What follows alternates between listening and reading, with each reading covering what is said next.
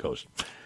Let me get to Allison Talley. Allison is the National School Choice Week, by the way, and her family's experience with ESA. Good morning, Allison. How are you? Thank you for joining us. Good morning. Thank you. Man, I don't know where to start on this one, but first of all, tell me a little bit about ESAs and educate the audience there that may not know what an ESA is. Okay, I'd be glad to. So ESA stands for Educational Scholarship Account. Oops, I said savings account this morning. I should have said scholarship. You're right. Well, we just kind of go by ESA. That's the easier thing to remember, so it means the same thing. So this is a law that was enacted back in 2015.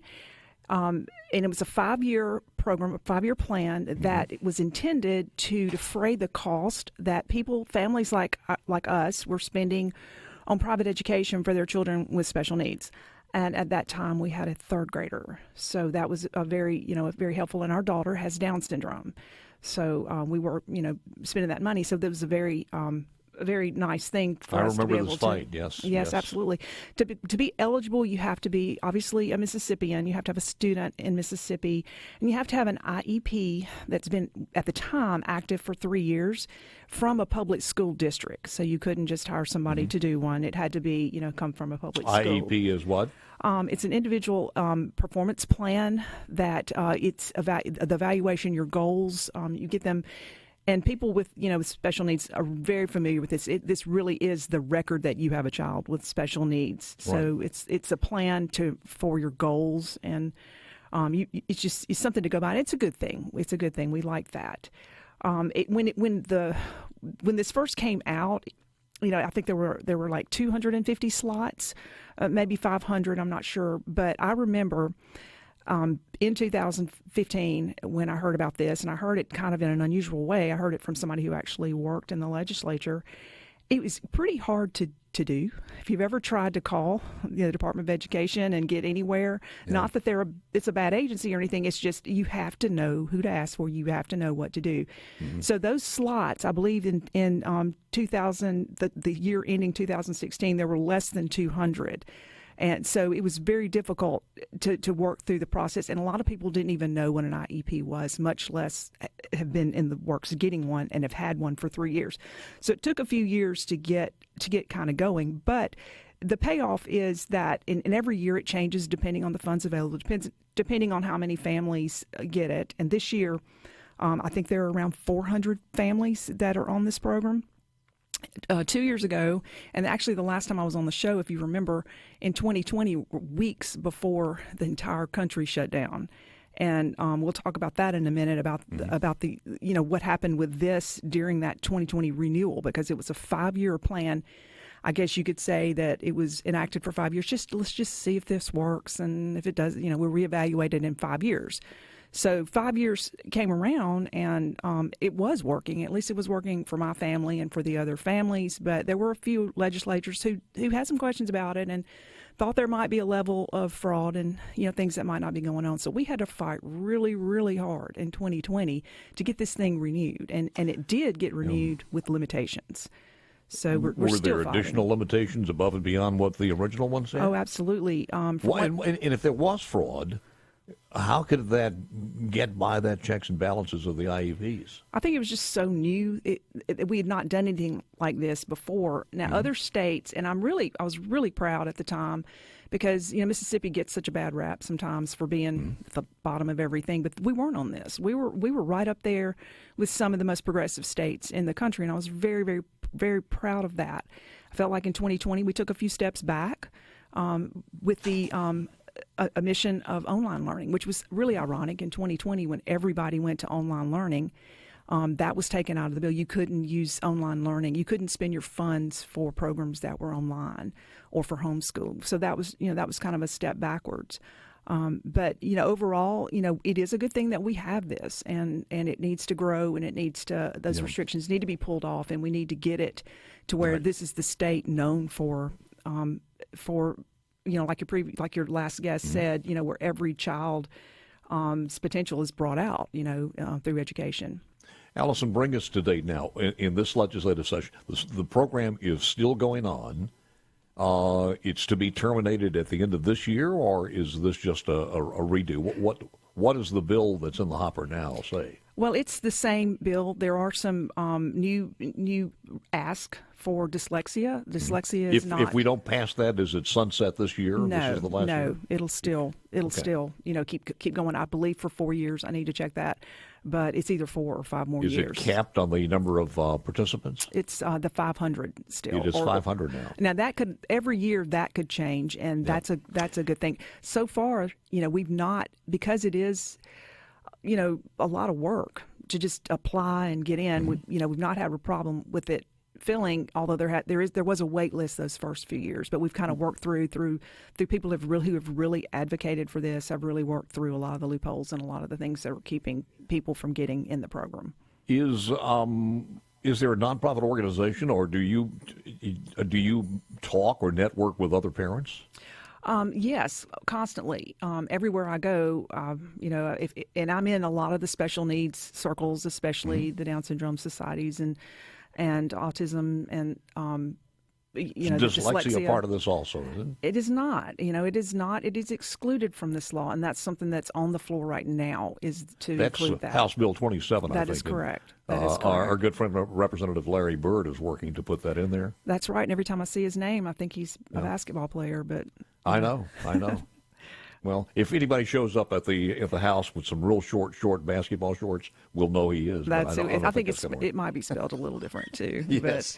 But anyway, no, this is a really good thing, and I love talking about it, and I love that it's a Mississippi thing, and I'm a native Mississippian, been here my entire life, plan on living here, forever. My daughter is 15 now, and like I said, she was in the 3rd grade when we got on this, and I don't know for 100% sure, but I think we were probably the first family, because I've heard about it so early in the process. So we've enjoyed the benefits of this, and the biggest benefit is that we're able to talk to other people about it and get other people on board with this and get people in it so that it can grow, because no family needs to be where they can't educate all of their children. I think most taxpayers would say this is a program that certainly is needed. It's one of those things that politics should not intervene in. However, politics does have some responsibility as far as the legislature is concerned, making sure that the money is not wasted, and what percentage of the program is maybe fraud taken over. If it's a minor, fix it and march on. Do you have any idea how many students, if we just said it's open to anyone who does have this problem, whether it's a severe case of dyslexia or Down syndrome or whatever the case may be in the disabilities, if we just opened this up and said, look, you qualify, you need it, how many people in Mississippi do you think would be in this program? Well, I read a statistic before I came in here. I did a little research on some numbers like that, and I think that a very small percentage of people who are eligible are actually participating. So there's so much room for everybody to be in this. I want to ask you when we come back, are the schools helping you out at all? As some of the teachers who experience this understand that student needs some extra help, et cetera, et cetera? And then what is the money used for as far as the scholarship? Do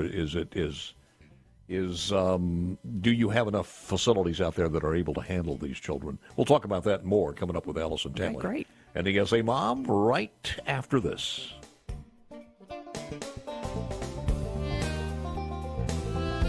Live from the Trustmark Studios, back with Allison Talley and ESA Mom, educational scholarship. We were talking about a couple of different things here. First of all, just to explain, because people were asking me, these kids are taught where as far as how's the money used? So there are about 98 or 100 schools that are eligible or qualify, or however you want to say it, to be a school that accepts these funds on behalf of the parents. And they have to have certain... These are within the public school system? No, these are private, faith-based. These are private schools, okay. Yeah, which is, sounds like a lot, and that is a lot. But you have to, it's not like you can just say, I want to be one. You've got to, you have to have a SPED room, you have to have certified teachers, you have to have a set of criteria that you meet. And it's not, a cakewalk to get that. So most of the schools that are participating, have had these programs in place for a while. The Catholic schools, for example, is a prime example. So basically, the way this works is like and I'll just use us as a real life example.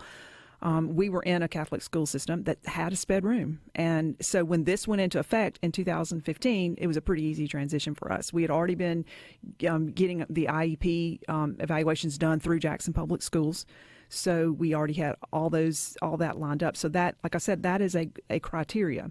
Now, the ESA will pay for tuition and fees. And if you've ever had a child in private school, it's like a mortgage. It's not trivial. The expense is not. So that's, most people like our family that receive the funds, that's where they go, is straight to tuition, and it doesn't even cover it all, even though it's a good amount of money. It covers books, it covers tutoring that you might need, which we've taken advantage of that as well. Some of the, if you have to buy extra curriculum or something, that it'll cover that. A lot of families will use it for therapy programs, for outside therapies that they need. And even some hardware and software needs that you might need. So, if we had school choice, would that negate the need for this? I think I've thought a lot about that over the last few years. And I think it would, because I grew up in a rural area, and 5 miles from one of the largest school districts in Mississippi, but I couldn't go there. Yeah. And I could literally ride my bike there, but I couldn't go to school there.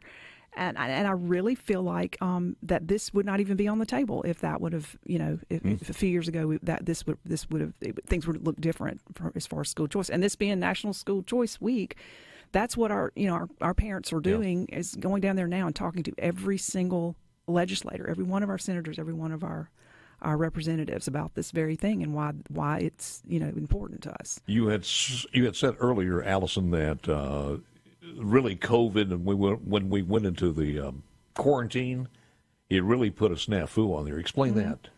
We were in the middle of all this. So it was about this time, you remember, first cases started showing up in Mississippi around end of February, the February timeline, and then March, by spring break, everybody was put on hold and everything was. So it was around this time, end of January, and we were actually down at the Capitol. Hundreds, it was a beautiful sight, hundreds of kids from all over Mississippi, all walks of life, all experiences. I had my daughter with me. And when I think of special needs, I think of Down syndrome and cerebral palsy and things like that. But there's so much more. I mean, I see it from my own parental, but when you run into other people who have the exact same goal that you do, and some, quite honestly, probably more challenging than I even do, it's really a wonderful sight to see that many people show up and ask our state legislature to help us out and help us move forward and get all of our kids educated and take some relief and some stress off of families. We have enough stress as it is. We don't need the financial stress on top of it. You said we have about 400 scholarships from year to year now? It ranges. It ranges. The first year, like I said, was under 200 because it was just kind of that startup year. 2020 and 2021 was pretty maxed out at around the 500, and that's because when the law was re-upped the next 5 years, people, it's a little bit easier. The advocacy groups and the parents were out and were educating people more on how to get in it, so it maxed out. It's tapered off a little bit, but it's still. But you have to reapply on a year to school year to school year basis. You absolutely do, and you have to be on top of it. You really have to stay on top of it. A little advice for anybody out there here who hears this: be prepared for what, as far as a time and statistical chance of getting it.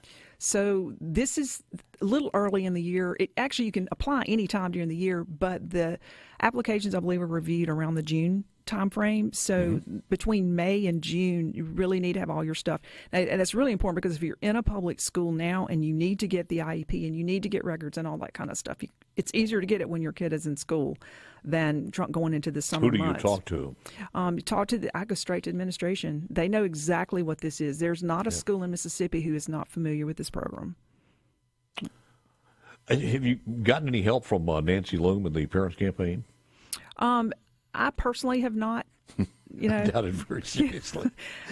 As much as charter schools would have. Yeah, no, I kind of do my own thing when it comes to this kind of stuff. If you don't do it yourself, you can't rely on anybody to do it for you. Usually, we'll watch it again. Any bill numbers that we need to watch in the House and Senate? Watch 27 and be proactive with that. 27 is Larry Bird's. Right. Yeah.